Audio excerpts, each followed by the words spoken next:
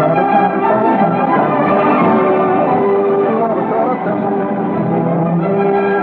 think you'll ever be able to go straight, you know? No, it's a serious question.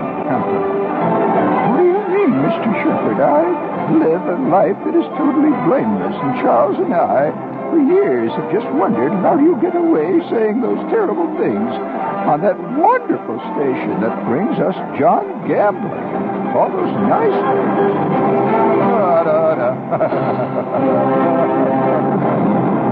Oh, I'm just... Don't worry, there ain't nobody listening. Once in a while, I look at terrible football teams. You know, generally these channels on Saturday afternoons, they'll have about 5,000 different football games. You know, I watch these games not to see the game, but to see the halftime ceremonies. Because I think the halftime ceremonies are one of the most truly American folk rituals that we've got. You are listening to one of the all-time great B-flat, double B-flat sousaphone players to ever come out of the state of Indiana. Oh, yeah.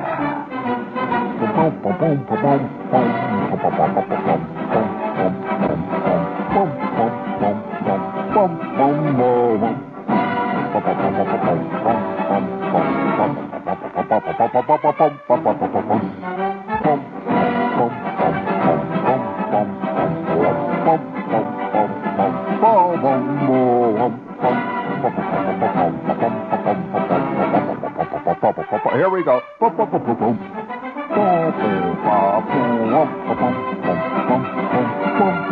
Hey, hear that? I still know the part. And now don't put it down. You reset that. The double B flat sousaphone is one of the most difficult instruments to master. Many, many are called, but few, friends, are chosen. It's one of the most difficult instruments to master for a number of reasons. Now, you see, a sousaphone to begin with. Most people call that a bass horn. It's not a bass horn. It's not a tuba. You hear people refer to it as a tuba, but a sousaphone is a sousaphone. And by the way, it was created by John Philip Sousa, and that's why it's called a sousaphone, of course. And the reason that it was called, why he invented this, was because he wanted to have in a marching band when he was creating this whole, because the whole concept of the marching band really does stem back to Sousa. And when he wanted to build a great marching band, he wanted a great marching, which was the Army band, the U.S. Army marching band. He wanted a horn like the tuba, but that could be carried. And so they worked around and they finally designed the sousaphone, which, as you know, is the horn that is carried on the shoulder, the great with the big bell over the top. And a really good sousaphone player is the backbone, generally, of a good marching band. That's what makes it sound good.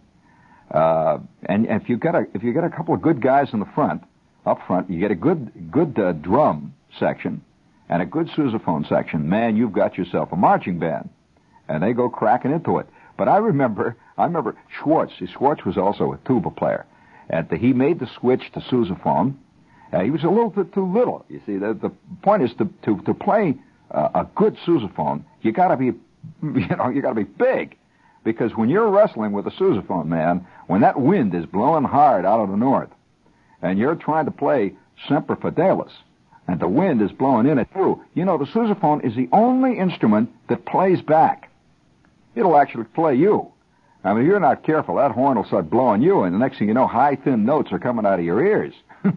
But on this particular day, you know, we'd been working because we were heading for the state championship. Now, we have, you know how they have state marching band contests and championships and all that stuff. Now, there were two parts of the marching band. One part, of course, was playing. What good is a band, you know, if it can march like Billy be damned, but, you know, plays out of left field somewhere. On the other hand, there are a lot of bands that can play great but can't march well. So we started to rehearse usually about June, something like that, right after school was out. Rehearsing every couple of days. We'd rehearse out in the hot sun for the big fall season, and so on. And once in a while, the band would get an invitation from someplace, to go play in these things. And so, when you made the marching band, after having been in the concert band and the orchestra and so on, it was like suddenly getting tapped on the shoulder that you are, you're really the big time, because you had to be able to play and march. And since this was a band that had won a lot of national awards and honors, you had to play well. Well, every night, me and Schwartz and Snuffy Smith and a guy named Hermie Roller, we were the three ace guys in the sousaphone section. We would practice in the band room. Now, you don't just sit down and blow a sousaphone. No, you got to warm the sousaphone up. Did you know that? And furthermore, you got to warm your lip up, because, man, if you don't do that, whoo! I mean, it's like going out and throwing a fastball in a ball game without warming up. You can kill your lip for life. And so we'd sit down and I'd go,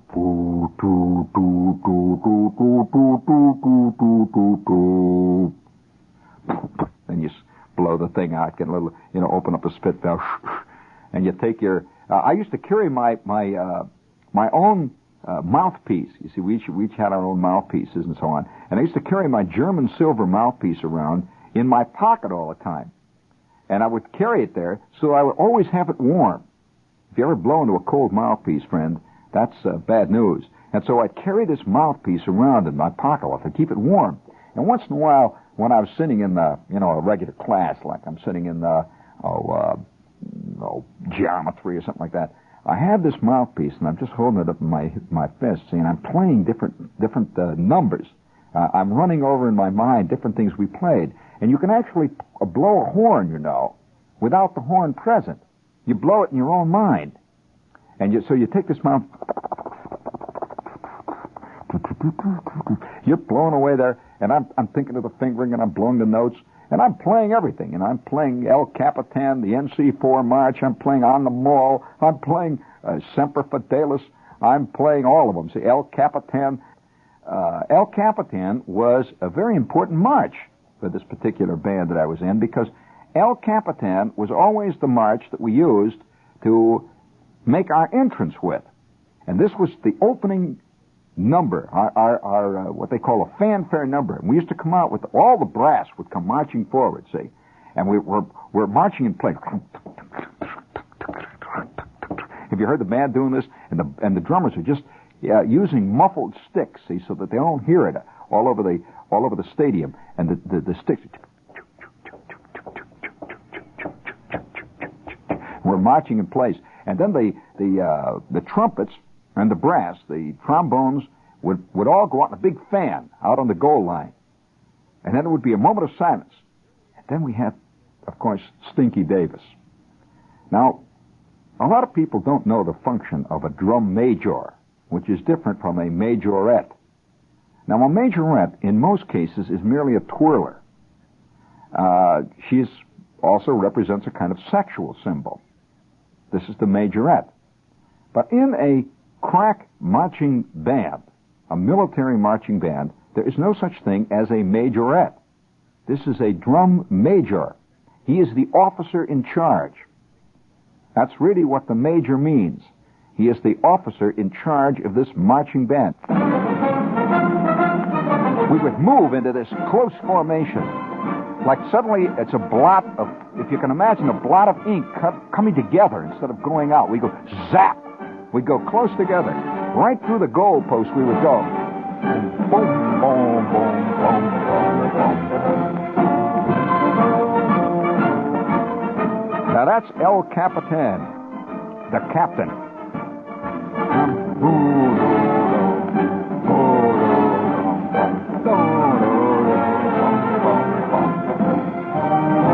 Then we would move straight on out to about the 40-yard line.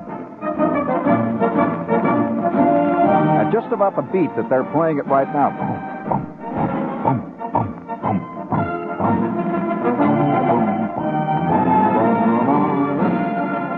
And then as we hit the 40-yard line, we would begin two long, thin lines that would move out towards each of the sidelines. the band would split in a great big Y. And right down the middle of the field, the 8 sousaphones would go straight down the middle of the field playing this part. Listen. Come on, bring it up. Come on, Ed. All right. Oh, hold it. What in the devil are you? Hold it. What are you doing in there? Good Lord. Holy smokes, we will be undone by knaves before it's all over. Let's try it again. Got it in there? Okay. And we would march down. Come on, let's go, Ed. Come on. Don't just sit on your thumb. Bring it up. That's it. There we go. And we would split. By the way, that was Ed. Don't blame Herb for that one, gang. Go ahead. And we would split 2 great big hit up time.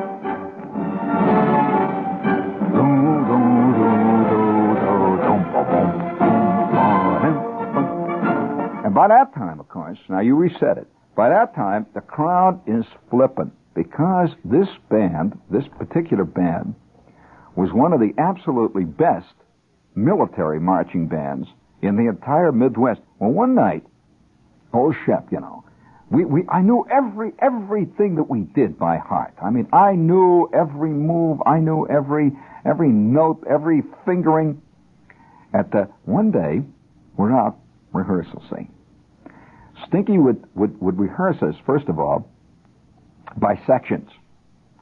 And while, let's say, the reed and the clarinet sections, or maybe, let's say, the trombone section is out there working away, we would be working over on the other sideline working what we're doing, the sousaphone section.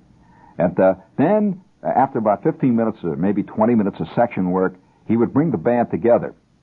And we had this guy who was the teacher, really. He was the top marching band director, at least in that area.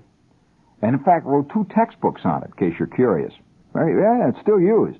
I remember his name was Wilson. Mr. Wilson would get up and he'd say, all right, now, I want all of you. He said, I want you to work on number 4 in a book. And we had our own band book. He says, on the mall, and I want to hear crisp section work. I don't want to hear any of these drag notes. I don't want to hear anybody faking it either. I want crisp section work. And if you come to a section you don't know, don't fake it. I don't want to hear any faking. Then the terrible day though, we would finish musical rehearsal, which was great. I mean, I always dug the musical side of it.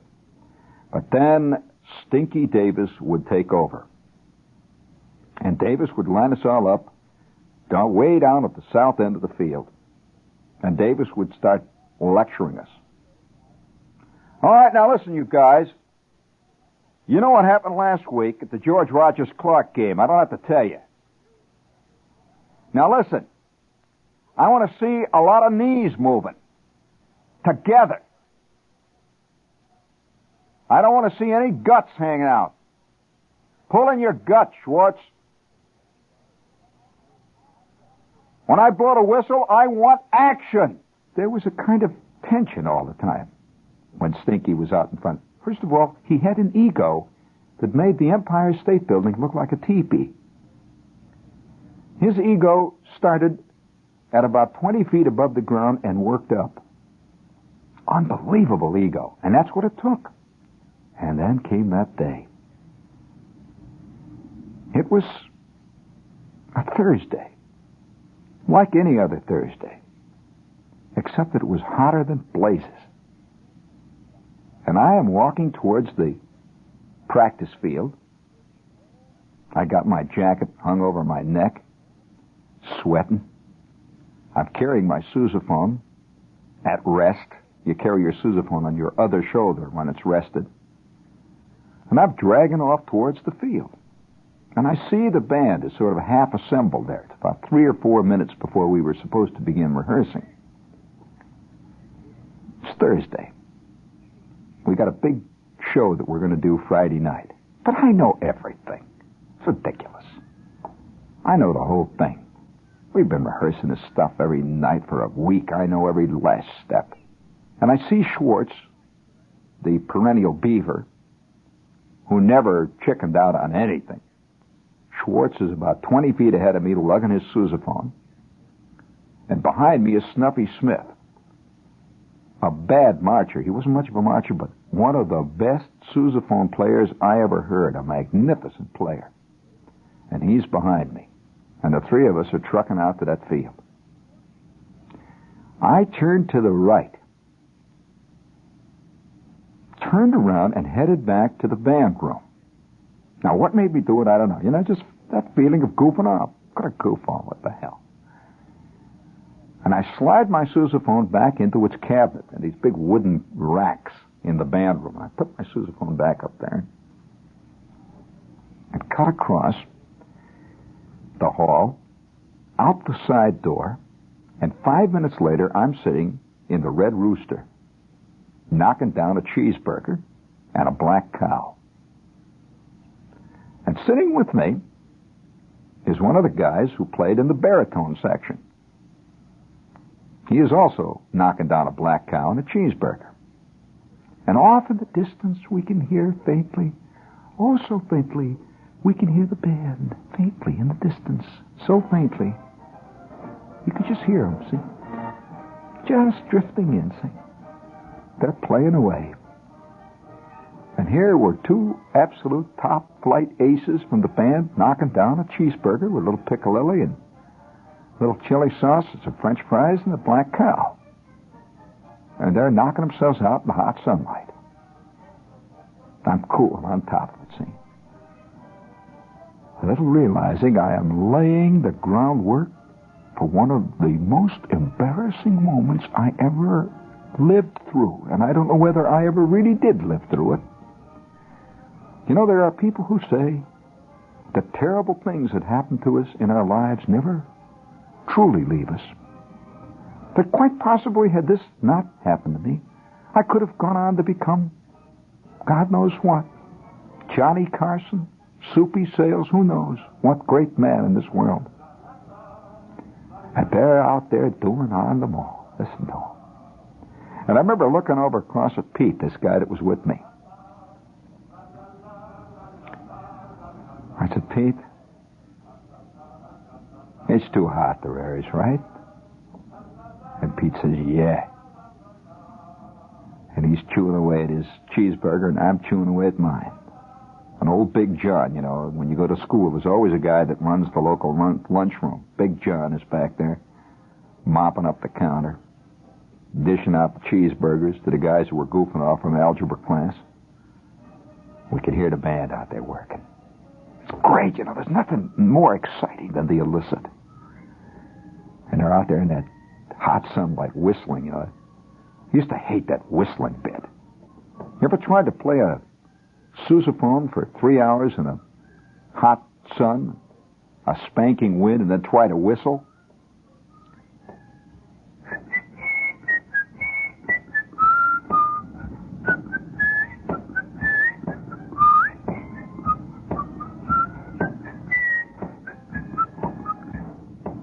Yeah. We're sitting there knocking down the cheeseburgers. I said, I think I'll have another one. So I had another one. Just enjoying it. It was kind of cool in there. The air conditioning was going. At 5 minutes before the end of rehearsal, I got up and sort of sauntered out. And I knew that I would join the crowd and the band as they went trickling back to the band rehearsal hall. And that's what I did. The band came wandering back, all covered with sweat, and I just sort of walked in among them. Now comes the big night. We are standing out in the end zone, ready for the big show. We move on out through El Capitan. Everything's cool and copacetic. We go through the NC4 march. Beautiful. We then knock off on the mall. Right down the line. Shepard is picking up his heels, moving his knees. Shepard is blowing that sousaphone like he's seldom blown it before. We got down into the far end zone. Got that? We countermarched. We countermarched again. And Stinky Davis was moving us like some vast machine. And now we are moving on out towards about the 30-yard line. And Stinky then motions for number 12 in the big book. This was our big thing. This is the hardest number we had, and it was always one of the big high points of our total show, Semper Fidelis. He gives that little motion, so he put up 2 fingers like that, meaning number 12 in the book, see? And then he goes, tuck, tuck, and we start playing it. Pow! And Shepard rips into that first chorus, saying, "Boy, moving like a shot." Everything's cool and copacetic. You got that, see, up to this point, right? Shepard's moving. Look at him. Up ahead, he sees Singleton, Cousin Clark. This was 2 days before Singleton's last day in a band. We didn't know it at the time.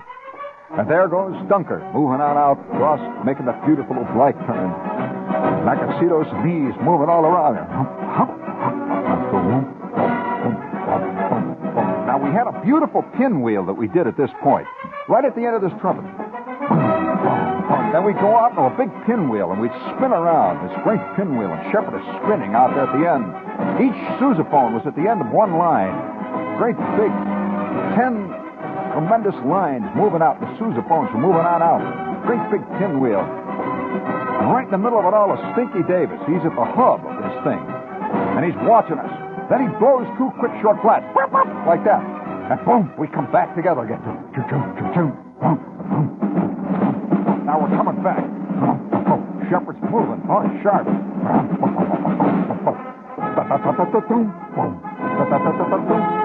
It's right at the end of this third cadenza. Stinky raises his baton and does something he had never done before. He gave 2 quick blasts of the whistle and a long one. I said, "What the hell is this?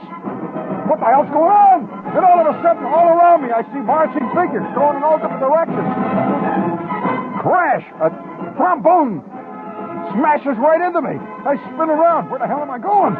I see 3 clarinets going this way. I see a sousaphone player going up and down off in that direction. I follow him for a minute. He disappears. I see another clarinet go there. I don't know what they're doing. And all of a sudden, Shepard is marching down the center of the field, all by himself.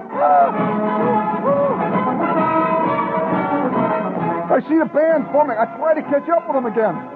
I see there goes 3 French horns around me again. I hear another quick whistle, and once again, Shepard is all by himself.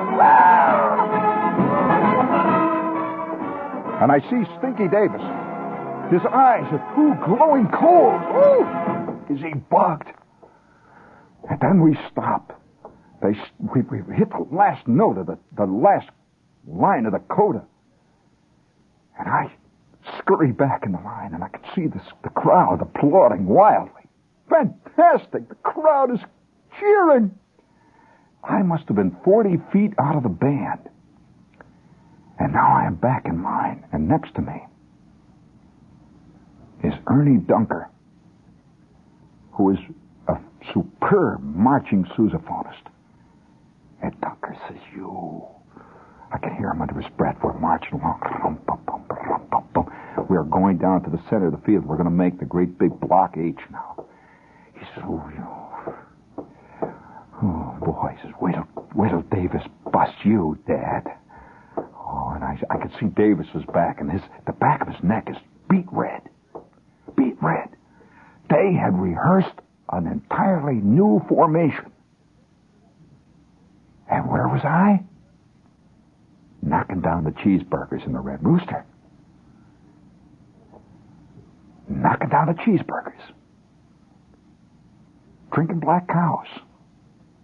Setting it up for the biggest public humiliation of my life. Have you, friends, ever marched down the middle of a football field to 25,000 screaming people while the band is playing Semper Fidelis and you are whistling Dixie? You can hardly hide when you're in a sousaphone. And it was obvious. Who loused up? And don't think for a minute that the crowd didn't lap it up. They roared. Well, the rest of the evening went by in some kind of a terrible, bad nightmare. I mean, I'm sitting up in the stands. I don't even see the game. Stinky Davis doesn't say a word. Davis's neck is red all the way up. He's sitting 2 or 3 rows down below me. Doesn't say anything. Nothing. The weekend goes by. Monday morning comes out. hard and cold. That was the day our school newspaper came out. And here was on the front page a picture of the marching band playing Semper Fidelis. Right there, covered the whole front page. It says, sousaphone ace makes boo-boo. And you saw one sousaphone player way up in the upper left-hand corner heading out somewhere towards Nome, Alaska. The rest of the band was doing this beautiful cloverleaf formation. It says, ace sousaphone player makes boo-boo. Crowd laps it up. It says, last night at the big game between George Rogers Clark, the sousaphone player, seen in picture above, made the hit of the season. Oh, God, no. Well, I could hardly wait for the 7th period that day, which was band period. Yeah, I could hardly wait. 7th period arrives, Shepherd drags in, looking sheepish, feeling like last week's mashed potatoes. And Mr. Wilson is up on the stand. The band now sits down, ready for indoor rehearsal. Mr. Wilson starts out by saying, that was the best halftime show we ever did. Whoever thought up that great comedy routine, was he being sarcastic? What was he being? I'll never tell you, friends. All I can say to you is that I learned a lesson. I can't figure out what the lesson is. I mean, yet, I'm running it through the lab. I'm trying a little titration on it. Maybe a little litmus paper. But all I got to say, friends, is when you see that band and those halftime ceremonies marching out and striking into the wind, you are seeing a machine that few people understand. Only those that have been in the middle of one know what it's like. And I say to you, hail and farewell, gang out there. And I could still feel that little tingling around my lips once in a while when I hear a band playing Semper Fidelis, that little chapped feeling of a guy who's rehearsed long and hard on the second coda chorus of every known march that was ever printed.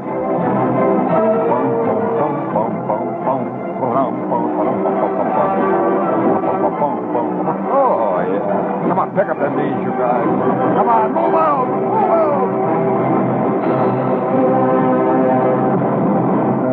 You've been listening to Gene Shepherd, humorist, author, and recipient of the Mark Twain Award for 1976.